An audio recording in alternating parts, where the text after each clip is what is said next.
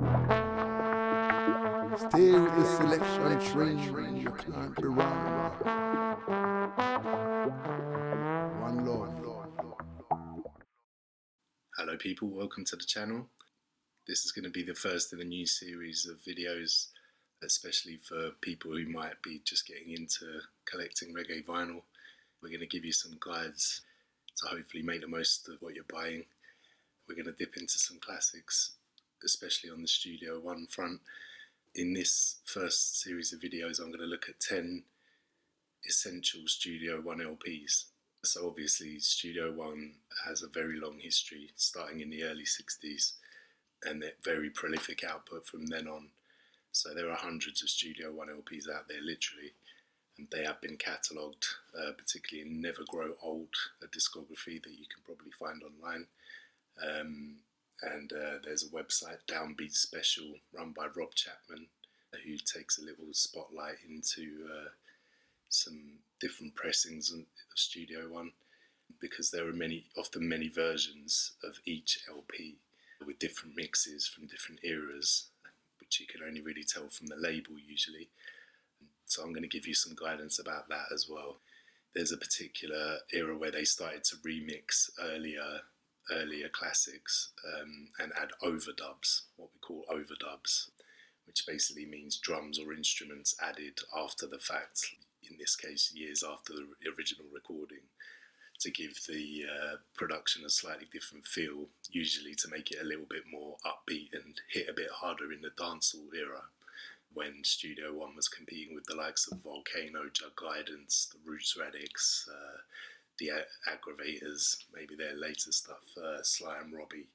It was a different era from the early 70s, when recording was very basic, and you could say that recordings were much more simple, and so the mix wasn't such an issue. By the time the late 70s came along, dub had already arrived, and Studio One started to change the recordings when they released them. So these overdubs are often hated by many people who love the early music, because they say that they ruin them, and there are certain noises that they added to a lot of things that I must say don't add to the music very much, like the famous Pigeon Street noise, pew pew pew. Yeah, that's a famous annoying thing that they just stuck on top of everything in about 1982, and that does ruin a tune maybe. But there are other examples of much more subtle overdubs, which I'm going to go into, particularly for roots fans, people who like steppers tunes, more moody kind of roots music. They can actually be an advantage. Sometimes the overdub presses are worth seeking out in themselves, because they actually drop much harder than the original. Definitely got a few examples of that to give you in this little roundup of 10. So if you don't believe me, stay tuned, or maybe we can have a little discussion in the comments. Probably some people disagree with me. I think it would be fair to say that any overdubs are good, but we'll see. So to begin with, I'm going to start with this LP we've got pictured here, Pirate's Choice, various artists. I think this is a good gateway into the rest of the selection. So this is kind of in the mid to late 70s.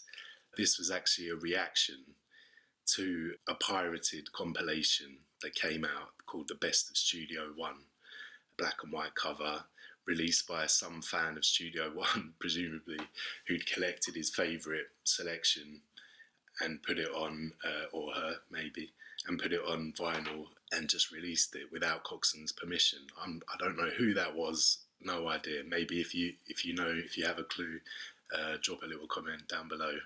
I'd be really interested to hear any contenders who might put that out. So someone released this LP, and Coxsone, I don't know, maybe it was quite successful, or people admired it for its selection. So Coxsone released his own version of it, which is this press I've got here, the official Studio One press. I must say that whoever that original pirate was, who they're referring to here, Pirate's Choice, they did us a favour, because this is an incredible compilation. This is one I remember from the earliest days of collecting Studio One. I didn't really have much of a clue about who to look for, which artists, which era I was buying. I was going to places like Daddy Calls in the West End, famously not very conducive to relaxed listening of tunes and picking up things in Reckless Records. This is before the days of the internet, mainly in the 90s when I was doing my earliest Studio One dig in the early 90s. And this is one of the first LPs I came across that I thought, yeah, this is the music I've been looking for, because I knew Studio One was deep music, had some heavy music that I definitely needed to get acquainted with, partly through Asher G, the Rocksteady Daddy, who you can find online these days quite easily, an incredible selector. And he did a little selection at the Dub Club in Tothnell Park. Anyone knows Clappers Priest? Shout out to Clappers. He was the original sound tape warrior. He used to record all these sessions, and me and some of my friends bought a killer tape off him one day down Camden Lock, where he used to have his stall before they got rid of him, Babylon. So we bought this tape off him, and it just became a classic in our little crew. Going around, obviously, we bought more copies of it once we wore the original out. Everyone had a copy of it, and we rinsed it out, that tape. And on it, Asher G dug deep into the Studio One roots selection, which is not, at the time, that wasn't easy to come by. You could pick up Studio One sessions on this, everything was on cassette tape. And you pick up these sessions, the sound was usually terrible, and they'd be running through your kind of standard run-of-the-mill Studio One rhythms, which is not to say that's not deadly, but mainly it would be just dub plates, dubs, rhythms with people chatting over them, which is a certain style. It doesn't really give you the original vibe of the music, just hearing the dubs back to back with an MC on in 1984, Ja Love sound tape or whatever. The experience of the music was from the 70s. When you listen to the vinyl, it's a much more deep kind of vibe. And the roots music was really, particularly then in the earlier days, 80s and 90s, was more of a niche market for Studio One. Studio One was big tunes that had made a smash in Jamaica and were really famous, and the bass lines got version forever, real rock, swing easy, rock for rock. These were the basis of dancehall. Once the 80s came, they just relit those rhythms again and again and again. And that early original style is definitely very important, but that's not really roots music, obviously. Roots music came in the 70s, and as a proportion of Studio One's output, it's not particularly high. And out of the roots that they did release, a lot of it is extremely sought after, because they're the tunes. Sound system followers who like steppers and UK style, and which is the style that I came from originally, Shaka follower from day one. So this Pirate's Choice collection, the first side particularly, is just pure heavy roots from different artists. So 6 different artists represented, and it really is the heaviest selection of those artists' output in terms of roots. So starting at the beginning of side 1, A Prayer to Jah, JT's.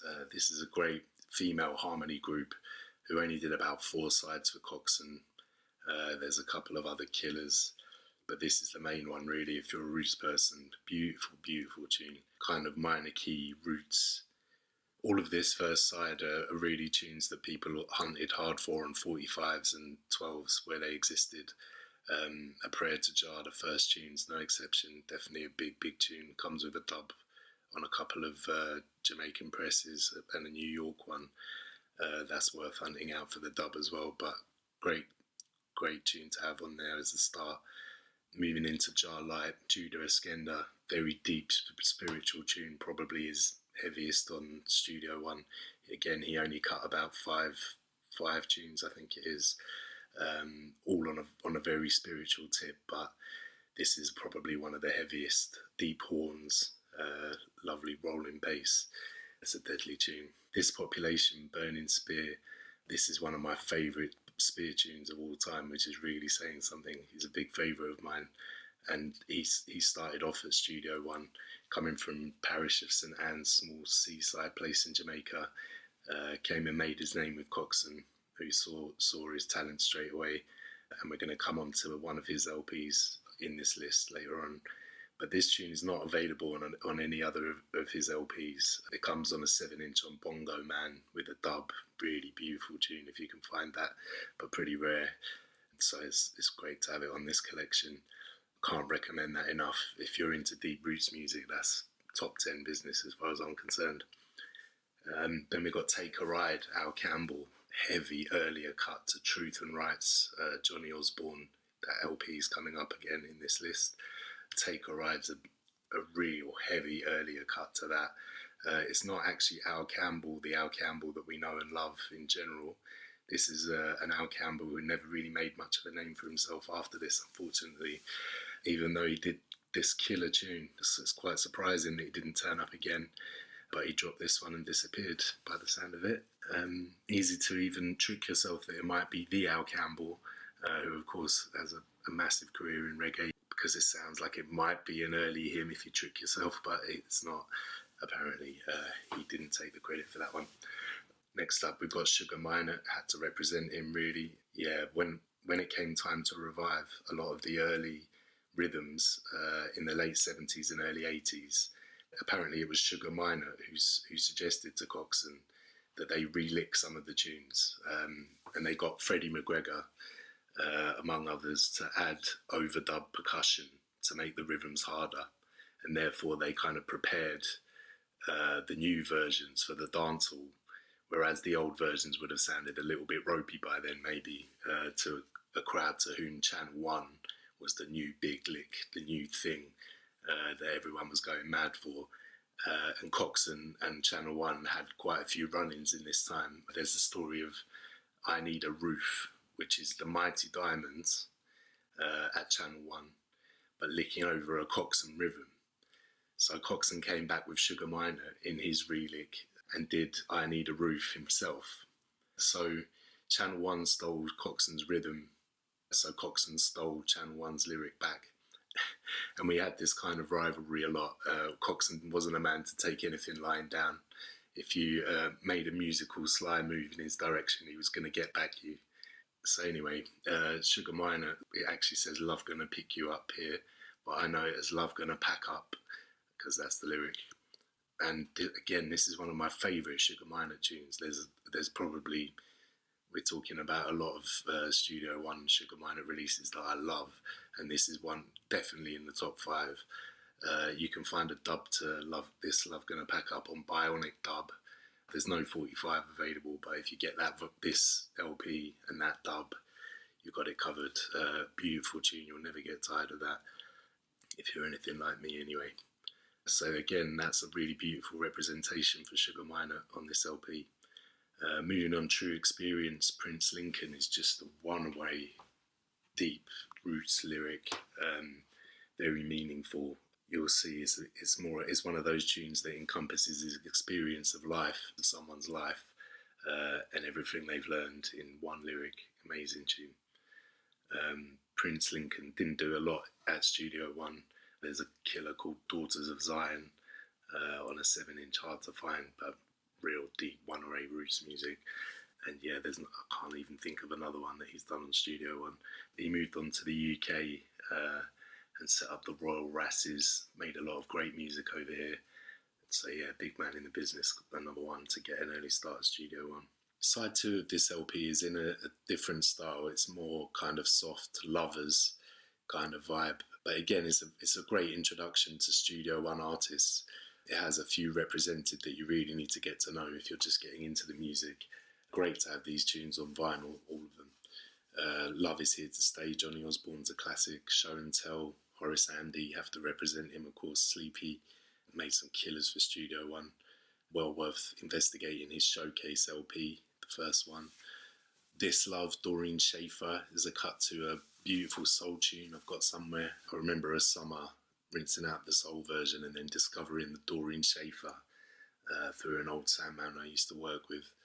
Beautiful tune. I hunted it out on 45 eventually for the dub. The job they've done of relicking the rhythm is just killer. Studio One, they really knew how to relick a tune. They did a lot of soul classics and really made them their own in the Jamaican style. So yeah, that's a great one to have on there. Then we've got Alton Ellis, of course. Have to represent Alton. We've got him there. on the picture. My top artist of all time, can't get enough out, and this is a rocksteady classic from his early output. You know, everyone in Jamaica would know that tune from the era. You get a massive forward playing that in a dance. So yeah, another good one. Love Me Forever, Carlton and the Shoes. Again, the LP's coming up in this list. Carlton and the Shoes, of course, nearly the same as the Abyssinians, minus one member, and you can really tell when you listen to their LP. There's one track on there in particular that's just amazing, early Studio One roots. And the LP Love Me Forever is an absolute classic. Again, another one that anyone who grew up in that era would go mad for. It's a deeper style of music, this. Again, it's lovers based, but it's music that really grows on you over the years. You know, the harmonies are incredible. And even people who are not really into the softer side at the moment, believe me, a few years of giving it a try and you'll love this stuff. Finishing off then this LP, I'll Be Around, Otis Gale, absolutely deadly version of a soul tune again. I'm not really familiar with the soul version, but the rhythm on this remake is so hard. This one got dubbed. Again, I think it's on African Rubber Dub, Studio One LP. You can also find a dub of the Take a Ride rhythm, Al Campbell, also on this LP. Comes on African Rubber Dub as well. Yeah, I'll Be Around. The 45 of that, quite hard to find. Another one that got played out massively over the years in sessions. Yeah, real big people's music as well, but deadly vibe for roots people, I would say. So yeah, finishing up, that's Pirate's Choice. Can't recommend this LP enough. I'm just showing you the pressing here. This is a Rosette New York pressing. These pressings are generally pretty clean and nice, because you find some terrible Studio One presses. A lot of them are from the 90s. The 90s was just a poor time for actual Coxsone repress. I'm talking about the Jamaican represses that Studio One themselves did at the time, because they have licensed out music over the years, which I'll be covering in other videos. But yeah, I think you could probably find an earlier press of this maybe, or a New York yellow and red press. That would be a good press of this. I think there are later presses. Look out for poorly photocopy looking labels. They tell you the press is not going to be great in general. That's the 90s later look. In the 80s, this one's from the 80s, I think, you can see that they're still taking a bit of care over the label, different design to the earlier labels, but it still looks a little bit more expensive, let's say, or a little bit more high quality. So there's a few presses available. If possible, always listen to the audio of a Studio One LP before you buy it, at least a clip or two, because some of them are real frying pan business. And if you're just starting out in collecting vinyl, you don't want to be put off by awful pressings for 30 quid off eBay. So yeah, try and do your homework with where the sound is concerned. So yeah, that's Pirate's Choice. Various artists, highly recommended.